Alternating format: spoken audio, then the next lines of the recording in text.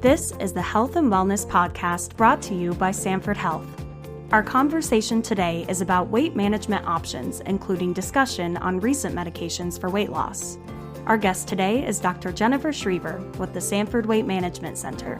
Our host is Alan Helgeson with Sanford Health News. We're talking with Dr. Jennifer Schriever on the Health and Wellness Podcast. Are there any statistics or things that you can share regarding BMI as we maybe start our podcast today? Well, the history of a BMI is it's a really old measurement based out of men in Belgium. So it's not a perfect measurement, but it's what the current standard is. So to come to our clinic, we generally require a BMI of 30 and above, or if you have a BMI with weight-associated diseases, then we will consider those as well. We are now starting to accept pediatric patients, 12 and above, and they have different ways to qualify their BMI. It's greater than or equal to the 95th percentile for pediatric obesity, or if overweight and have medical comorbidities related to weight, then their BMI is at the 85th to the 95th percentile for age. Dr. Schriever, we're hearing things like weight management versus weight loss management. Are those the same thing? They are different. Certainly, the goal of most of our patients as they come in is weight loss, but then we want to make sure it's done in a healthy fashion and appropriately, because we want to make sure you're able to keep your weight off for the long term. And it's not just about weight, it's about how is your body composition. And if you have extra skeletal muscle, that's going to play a factor in how much you weigh. So we want to make sure that you keep that skeletal muscle on board and have the appropriate body composition. So that is more weight management than weight loss. You know, we hear so much about diets. I mean, we're just programmed to talk about diets. We see the commercials, the ads, regardless of where you look at it. It's all about diets, body image. Do diets work? No, really, because a diet tends to be something short term, and really that you're not going to be successful unless you find something that can be long-term for you. Short-term weight loss doesn't necessarily add up to long-term weight loss if you resume old habits. So, and a lot of diets are something that people don't find sustainable, and weight loss may not be in a healthy fashion. To me, it needs to be a lifestyle change that you can develop and continue and adapt to. So that you have new habits and understanding that of how you lead your life leads to improved health versus just a short-term program where you can lose weight fairly quickly, but then it doesn't stay off because of maybe your metabolism changed, or once you resume more routine diets that you've done previously, then you can easily gain the weight back. So if I've done a diet in the past, I've lost this 20 pounds, in a fairly quick fashion. But then I'll go back to my old ways and it sneaks back on. But not only that 20 pounds, but it's 25 pounds or maybe it's 30 pounds. Why does that happen? Yeah, often what is happening with rapid weight loss or large amounts of weight loss fairly quickly is we're also losing skeletal muscle, and that holds the majority of our metabolism. So if we lose weight through dieting and aren't aware and understand about how is the best way I can keep my skeletal muscle, then we lose skeletal muscle, thus our metabolism declines. And then as we resume old ways, or it can be just become more difficult to maintain that weight loss and easier to gain again because your metabolism has declined. Dr. Schriever, let's talk about specifically what weight management options does Sanford offer? A variety of weight management options. You can start with your primary physician, and they can help refer you to a dietitian or their health coach in the office to help you with some information on healthy eating and maybe meal planning for your family. Some primary physicians and other specialists are comfortable with weight loss medicines and providing some lifestyle guidance. Obviously, we have the Sanford Weight Management Center, and then we have a nice comprehensive team with a dietitian, and we have connections to behavioral health that can help you with depression and anxiety and binge eating disorder or anything that affects how you feel about eating and the stress related to that, or even body dysmorphia. We'll prescribe medications according to what is safe for you and your health conditions, as well as your medication list, and physical activity guidance. And as I alluded to earlier, we can help monitor your body composition. Another option is bariatric surgery. The guidelines are a little bit different than weight management. They now recommend surgery if you want to at a BMI of 35 and above or above 30 with weight-associated medical conditions, and maybe even surgery should be considered lower than that if someone has really made some significant efforts at weight loss. The first steps, checking on what you should do or consider, you can certainly talk to your primary physician or one of your specialist physicians for recommendations, and also check with your insurance and see what is covered. If you're interested in our program, certainly call or have your physician refer you. We will give you some guidance on how to check with your insurance, but you can also be self-referred or have your physician refer you. Bariatric surgery, you can have your physician refer you to bariatric surgeon's office here at Sanford. You have 2 surgery options, I believe, the sleeve gastrectomy and then gastric bypass. Often that office will know if your insurance covers it, so that they can help save you the time if your insurance doesn't cover bariatric surgery. And they also often have informational meetings that you can come and get informed on what that process is like. What are some signs that a person may need weight management care? First of all, just if they want that in a comprehensive program, think if you have multiple medical problems, then you might want someone more specialized and focused in with the training to help people with their weight management. If you feel like you've worked on your weight and lifestyle without improvement in your health and are really frustrated and need a new plan, then we can help with that. If you appreciate and would like ongoing, regular, and frequent contact and support, then we're a good program for you, because that's what we're here for the duration, for life if you need it. Or if you're just confused, which I think, and not well informed about nutrition and what's so important in lifestyle, because that has been a difficult topic to learn over time, and there hasn't always been great nutrition information out there. And that just keeps getting better. And our group is pretty dedicated to stay up with the latest and greatest. I want to go back to something you mentioned when we first talked about this question. And one of the things you mentioned is if you have multiple medical problems. Could you maybe go into that? It seems like so many things we hear about. One of the things we hear is weight related, of just about everything. Weight is tied into so many things. Could you maybe expand a little bit on that, Dr. Schriever? Sure. Sometimes it's even hard to think of something that is not weight related.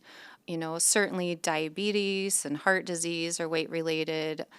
A variety of cancers are related to weight, so we can reduce risk of cancer by improving one's health.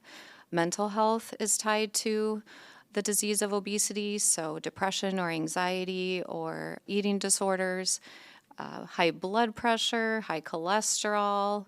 If you have arthritis and problems with your knees or hips, for example, or even chronic back pain, is going to be related to the disease of obesity. We were getting ready for the program today, and you had mentioned there's some calculation that losing a certain amount of weight, and I can't remember what that number is, but that if you lost such, it equates to another number of taking pressure off your knee. Yes, so for every pound of weight you lose, it takes 4 pounds off your knees. So you can see more rapid improvement in your knee pain just with even smaller amounts of weight loss because of the effect of gravity in addition to the weight. Everybody has knee pain, right? A lot of people, certainly. Or back pain. Or back pain, too. Mm-hmm. So everything is tied to, so many things are tied to weight-related issues. Okay. We talked about maybe how to go about getting some help and maybe some of those signs. What does a person need to know about weight management? So the goal of weight management is to create a lifestyle that leads to improved health and body composition so that you reach a point that you're comfortable with where you are. Those chronic diseases can improve with just as little as even 5 to 10% of weight loss. Cancer reduction risk, I think, is closer to 20% of weight loss. We use a body composition scale to help guide you too, so that you understand and appreciate what is going on rather than just trying to watch the scale budge. Can we talk a little bit about watching that scale? If it's only about a number, how can you get people off that piece, Dr. Schriever? I think in our clinic it becomes easier because we do have a scale that helps to measure body composition. So we go over that each visit. It includes, obviously, the total weight, but also what does your lean tissue weigh, such as a total number for your bones, muscles, and organs. It also has the dry lean mass, so that's looking at what do your muscles and maybe bones weigh without any water content, so that reflects your muscle health and balance, as well as just a number that reflects your skeletal muscle weight. So we can help you monitor that, because as you lose weight, we really only want you to lose less than 20% of your skeletal muscle compared to your total weight loss. There's also a percent body fat, and we watch visceral fat. That's the fatty tissue inside our trunk around all the organs. So that's different than subcutaneous, which is underneath our skin. The visceral fat causes inflammation and puts us at risk for all the diseases that can occur from organs in our belly, like diabetes and heart disease.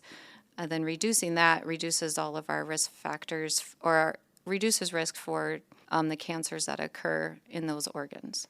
So we're talking about what are some of the keys to healthy weight management.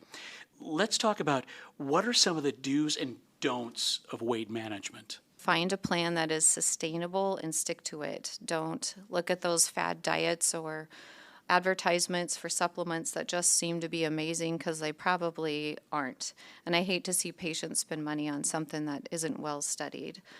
For our program, it is most effective, or if you follow our guidance, then if you feel like you're stuck and what we're telling you isn't working, to come back and tell us what you're doing and give us some details so we can help figure out how we need to adjust that. I encourage patients never to be embarrassed to come back, because life happens and interrupts everything and makes following your plan difficult. And we also strive for consistency, not perfection. So that's important, because we want to participate in different things in life that might mean we're eating something that we don't consider as healthy as others, but that doesn't mean you can't enjoy it once in a while. We focus a lot on tracking nutrition at some point. We don't want that to be stressful, which it certainly can be for some people, but you'll find the most success over time tracking to some extent, or doing a check-in with yourself. And we at least start with having patients know the right amount of protein to get and working towards getting to that. And then as comfort level improves or understanding of nutrition improves, we can look at other ways to track nutrition. Exercise is also very important. We do strive to help our patients find a way to do that is comfortable for them, because it can be very uncomfortable at first, or they have joint problems that make exercise or knowing how to exercise difficult to understand. So we try to collect as many resources as possible to make that work for them, and then just don't give up. We'll help you figure it out. Let's talk about some of those keys that are really core to healthy weight management. Could you cover some of those, please? Sure.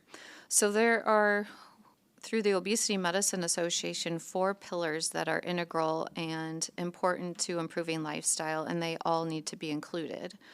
So one, of course, is nutrition, and the main focus here is getting adequate protein and then creating a calorie deficit for what you need. But we'll help you adjust to that and figure that out over time. The second pillar, highly important, actually they're all important, is physical activity. So I always point out it says physical activity, not just exercise. So how much are you moving every day? And for heart health, you need at least, or it's recommended to get 5,000 steps a day or more and sit less than 6 hours. So that's really important, and that's called NEAT, non-exercise activity thermogenesis, or some people will say time. So how much are you moving every day? And little bit by little bit, even extra steps here and there are super helpful in managing your weight. The third pillar is behavior. We often have stress eating or emotional eating or binge eating that we find as we get new patients.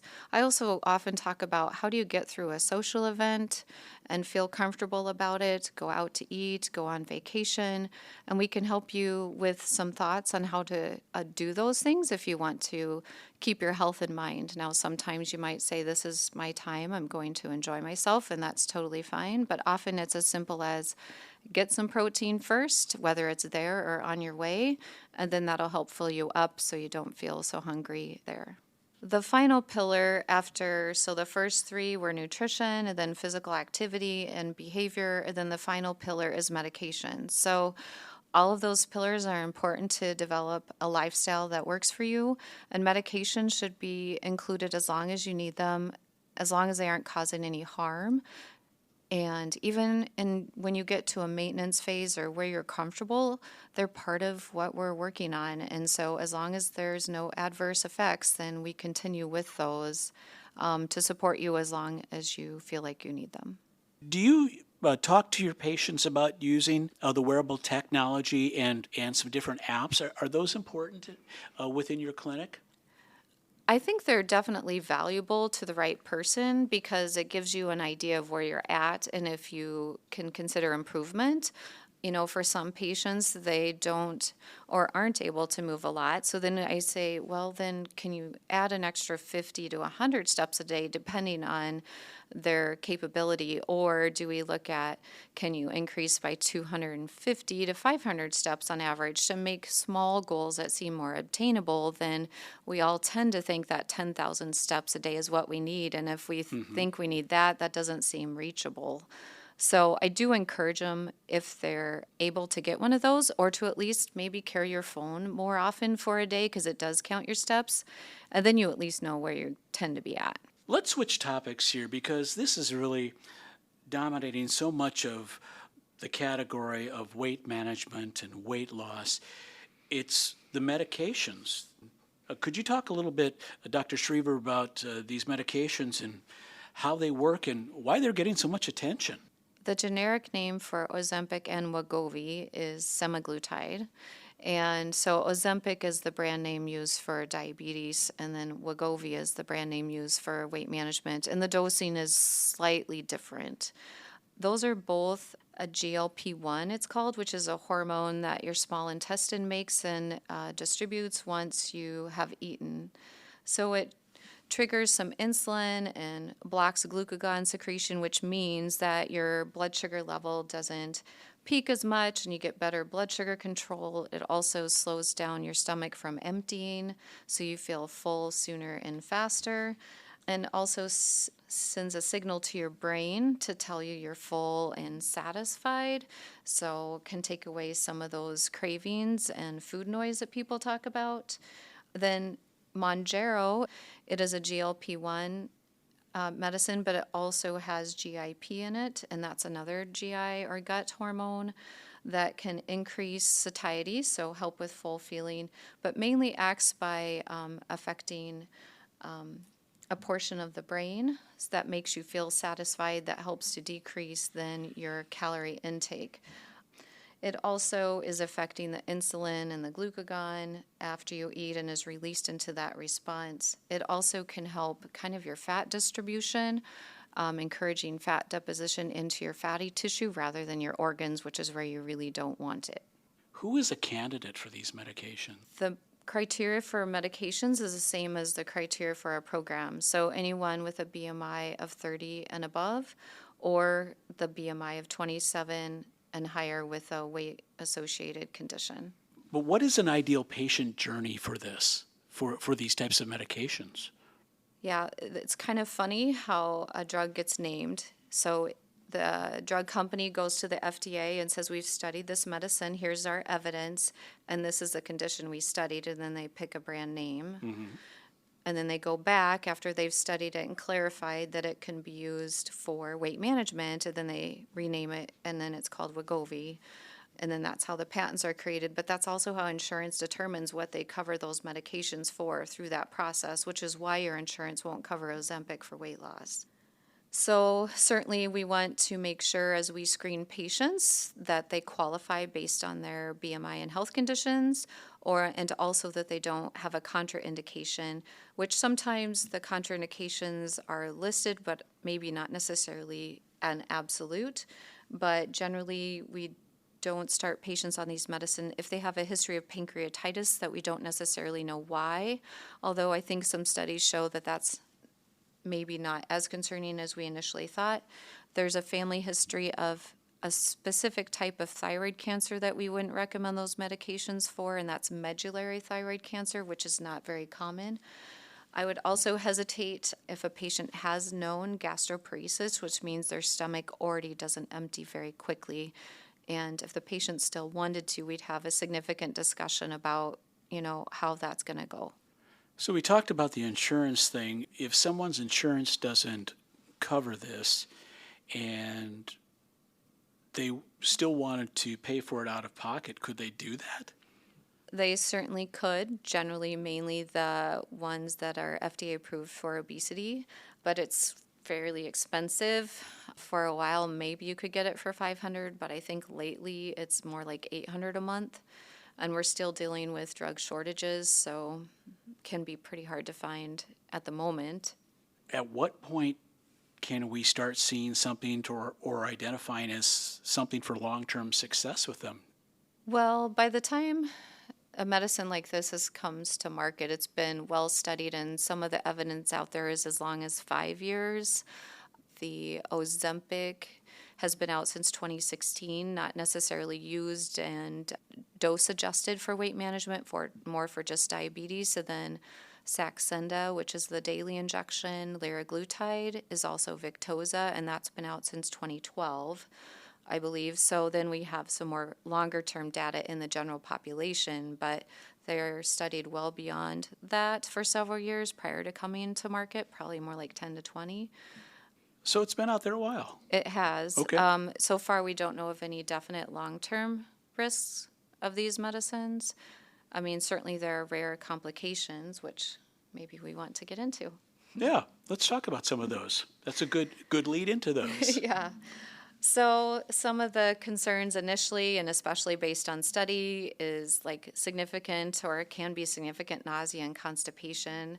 I actually supply the patient with a prescription for something for nausea and caution them to definitely eat slower and drink slower because these are slowing your stomach from emptying. And the effect of that can be fairly immediate or it can take several weeks into the dosing. The latest on that gastric emptying or the stomach emptying slowing seems to be out there where there are cases reported where they talk about their stomach being paralyzed. That was never necessarily found in the studies as the drug companies did prior to bring it to market. Certainly that condition can happen randomly, so I don't know if that is a true association, but it does slow your stomach from emptying, so that is a risk. And if I have a patient at risk with diabetes, for example, which they are at risk, I might ask them a lot of questions about how they feel around eating and if they have any symptoms that make me suspicious. So I have checked a few patients for that prior to prescribing it. There's a list of diabetic retinopathy, which is an eye complication that can lead to blindness for patients with diabetes. If their blood sugar is pretty stable, it's not really a risk. If these medicines can help their diabetes improve, so then that can change their blood sugar levels quickly.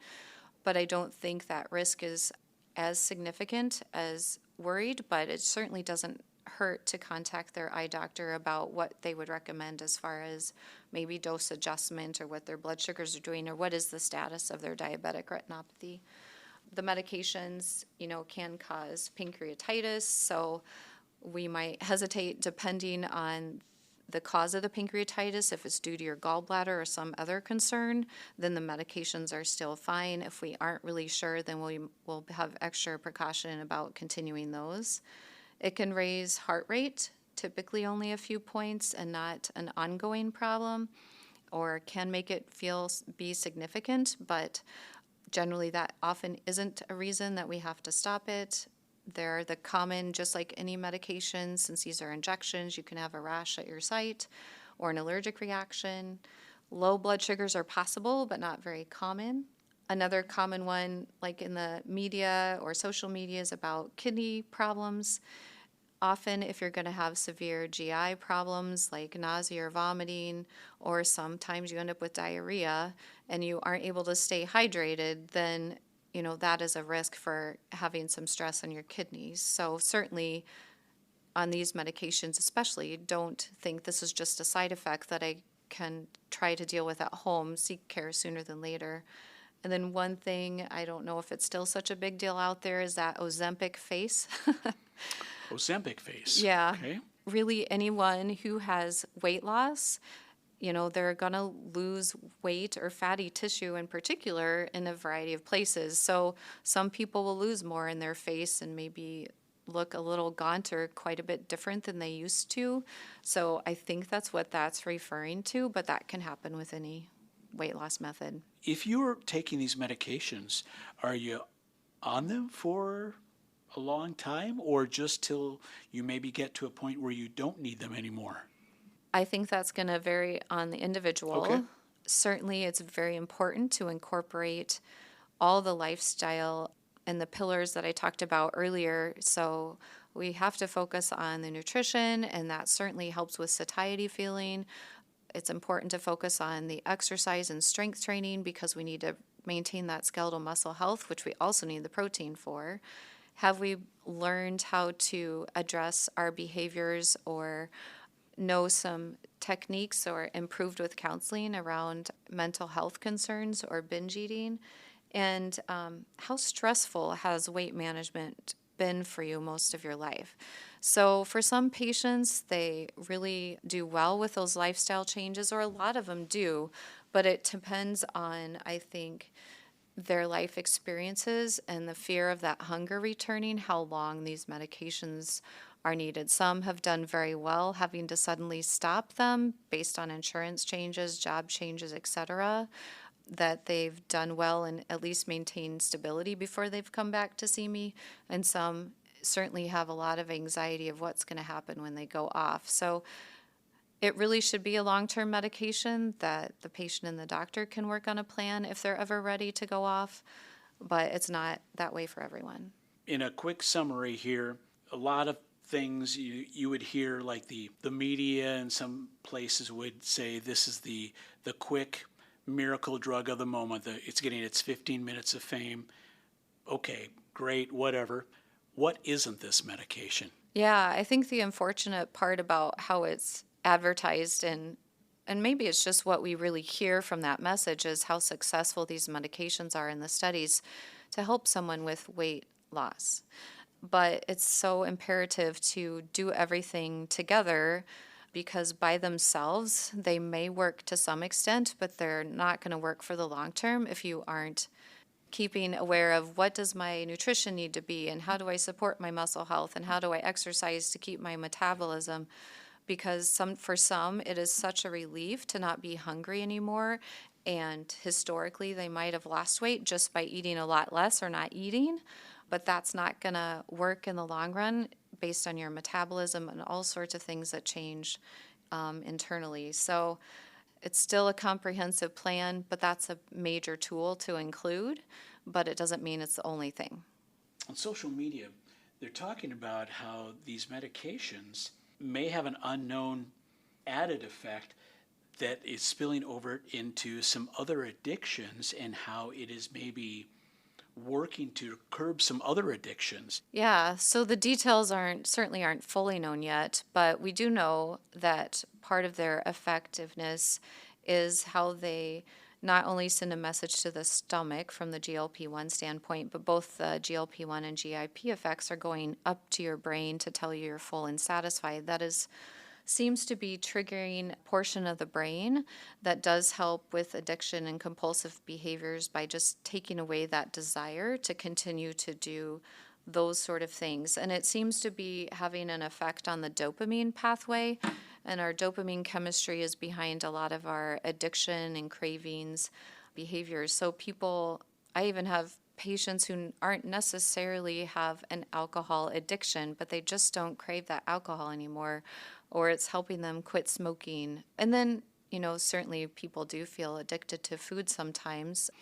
And so it helps taking those cravings away. So that's just such a benefit, because as you think about those thoughts, they're very stressful, because you don't want those thoughts. You might not want that food or to drink more alcohol, but yet that craving is there. If you watch the various news reports, they're making the miracle thing of the moment, but it's just a thin slice of one of the many options, and there's so many things that Sanford offers in helping somebody in a journey to finding a healthier way to live, right? And it's a lifestyle thing, right? Mm-hmm. Certainly. And there are other medication options. Patients are often so disappointed to know that their insurance might not cover these medicines and they're so expensive to consider out of pocket. But some of the cheaper medications, we have patients very successful on that. And they're also incorporating, of course, the nutrition and lifestyle changes like exercise and the physical activity, as well as any behavior things that need to be addressed. And so they do very good on medications. And if weight management isn't covered by insurance and you don't have a contraindication to take some of the pills, patients are spending $25 a month out of pocket. It's nice to know that there are so many options available and that Sanford Health has really, really gotten behind helping people get healthy in so many ways. And the big takeaway, if you could give people one takeaway from this, what do you want them to do or want them to know? Wow, big question. But I think what I really want people to know is that there is a healthy and sustainable way to help you with your weight loss. And it's now available at Sanford, and we do our best to meet everyone's needs and make an individual plan that works for them.